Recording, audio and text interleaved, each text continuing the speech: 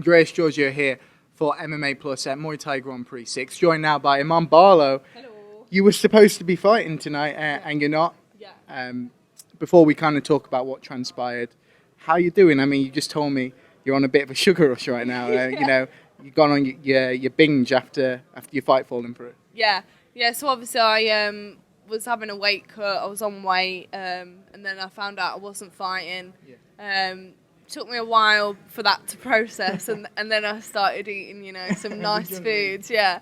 And I'm a bit excited to be here, obviously to watch the fights and support my friends and see everyone, and kind of relaxed, because you know you're not fighting, but also, people are coming up to me and saying, "Oh, I'm sorry, you're not fighting," and so I am gutted, but I'm glad to be here as well. Obviously, I would have liked to be here in another different circumstances fighting, but stuff happens. Yeah, so obviously you were scheduled to fight Funda Diken, defend your bantamweight championship.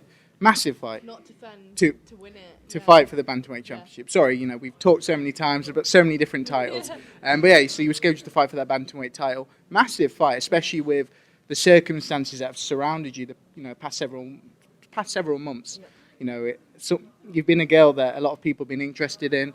Glory, of course. You're fighting over Infusion next month. I mean, how important was it to actually fight tonight and to get a win over someone who is, she's classed as one of the best fighters in the weight division? Yeah. So obviously I went to America a couple of months ago and I won the Lion Fight title. And coming home to England, bringing that back here was amazing. And then obviously I'm fighting with their co-promoters, MTGP. Yeah. And then, a couple of months later to try and win their world title and to kind of go, I am the champ kind of thing. That's what I wanted. Yeah. So I'm just gutted. And obviously I wanted to bring the Lion Fight belt down here and, show everyone. And because, it happens in America and a lot of people see it on social media. So I wanted to show everyone kind of thing. So I'm just gutted, really. Mm-hmm. Yeah, I mean, you fought on Lion Fight, you won that belt. A lot of people on social media like, oh, how can we watch him on fight? Unfortunately, there was no television deal to show Lion Fight over here. But, how was the reaction when you came home? And, Lion Fight's a massive promotion. It's a huge championship to win as well. Yeah, I think I didn't realise until I was out there and, they started promoting it on social media and everyone from England started getting behind me. And I think that's the beauty of the sport. The community kind of pulled together and wish you the best of luck. And it kind of makes me proud to be representing my country and everyone. And then the messages after that I was receiving were amazing. All good things from American people and obviously English. The Americans had tuned in and watched it on the AXS Live channel. TV, yeah. So everything, all the feedback I've been getting is great. So obviously I was buzzing for about 2 weeks after that win, still off it. It was great. Yeah, no, and obviously that adds to the frustration of not being in active competition tonight. It's kind of a surreal thing because how many times have we spoken? The truth is, you said it as well, there's no one really out there that you believe in the bantamweight division anyway, that can match you. Of course, there was talk about super bantamweight. That was a bit of a, alternate decision there. But bantamweight right now, looking at the landscape, is there really much there for you to be like, yeah, I'm going to go and challenge myself? Well, to be fair, I see it as them challenging me. A lot of people kind of think, oh, you're fighting so-and-so, you've got this, you've won it. But every time an opponent is put in front of me, I see them as a challenger. I see them as the winner and they're going to beat me. And that's kind of what I focus on. I never, ever underestimate anyone. And I think that's kind of what keeps me on top. It's just keeping me hungry. I kind of see myself as an underdog when I've grown to realise that no one else sees me as that. And I think it's important to stay grounded, and that's how you, you keep focused on training and focus on the prize. Yeah. Let's talk about women's Muay Thai in this country. It's going from strength to strength. Yeah. It all kind of started with Julie Kitchen. Of course, there was a bunch of other fantastic female fighters before that, but she was one that really put it on the pedestal. Yeah. And we have you, we have Dakota Dicheva, Amy Perney. The list goes on and on.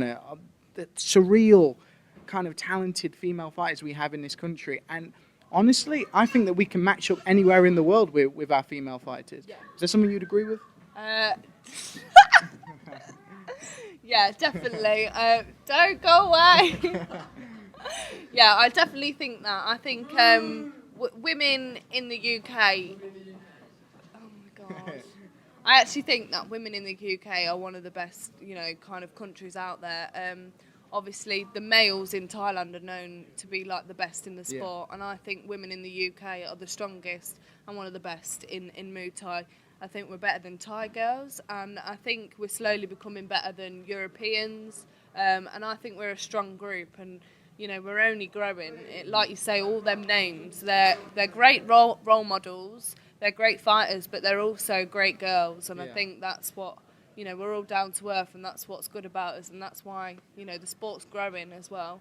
Yeah, I think the key word there is role models. See so many people tweeting, asking questions about, you, Dakota, and it's just really great to see because you're all still a very young bunch of, of female fighters, of women, and it's great that the younger generation now have, someone to look up to who's not necessarily, at the end of their career either. Yeah, and it's also, there's a few of us as well, so you don't just have to have one role model.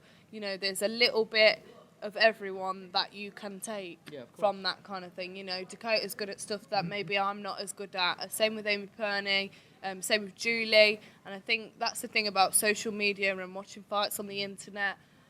Someone can take little snippets and little bits of advice from everyone and put it all together. And it can work for them. So I think it's great. What's the plan for the rest of the year? I know you've got a fight on Infusion next month as well. Yeah, so plan is in 5 weeks' time I'm fighting on my home show, Melton Mowbray, the 12th of November. Not sure who yet. And then a week later I'll be back on Infusion defending my Infusion World title in Groningen. It's a massive show in Holland. And I can't wait to be back and obviously defend my title and smash it and then enjoy Christmas. Yeah. A week between the two fights, does that worry you at all if you pick something up? No, it doesn't worry me at all. I look after myself. It's all about the recovery nowadays and looking after my body. So what I'll do straight after my fight is I'll wrap my legs up, be in a cold bath. The next day I'll go to the cryo spa, get my legs in a cold bath for recovery and take ibuprofen, counter pain, the lot. I'll be doing it all. Anything I can do, I'll do it. Rigorous. So obviously, to be in tip-top shape to defend my belt. Last one from me, Iman. Yeah. It's the question that everyone wants me to ask, and it's the question everyone wants an answer to. Oh, God. Are we ever going to see Iman Barlow versus Tiffany van Soest in a kickboxing ring? Yeah. Well, I'm more than happy to fight her, and I think she's more than happy to fight me. I think it will just be the kind of, the right place at the right time, and that is not at the minute. Yeah. She's doing different things, I'm doing different things. I think there will be a time, and we'll both be in the same place. So, of course. How big is that fight, do you think? I think she is a massive name, obviously, in America, and also that's kind of transpired over here on the internet, and she is a great fighter. I also think she was kind of given a lift up on the pedestal, and she was given help, and Lion Fight made her huge. So good for her. And then also, you've got me, and now I'm with Lion Fight, so she doesn't... The new girl, Yeah. So I think it'd be a great fight. It'd be a great match with two different people, two different styles, and that's what everyone wants to see clash. So it's what the people want, and I think the people will get it. They've just got to be patient. Well, I hope we get to see that, Iman, but really appreciate your time here, and let's go and enjoy some Muay Thai Grand Prix action. Thanks. You.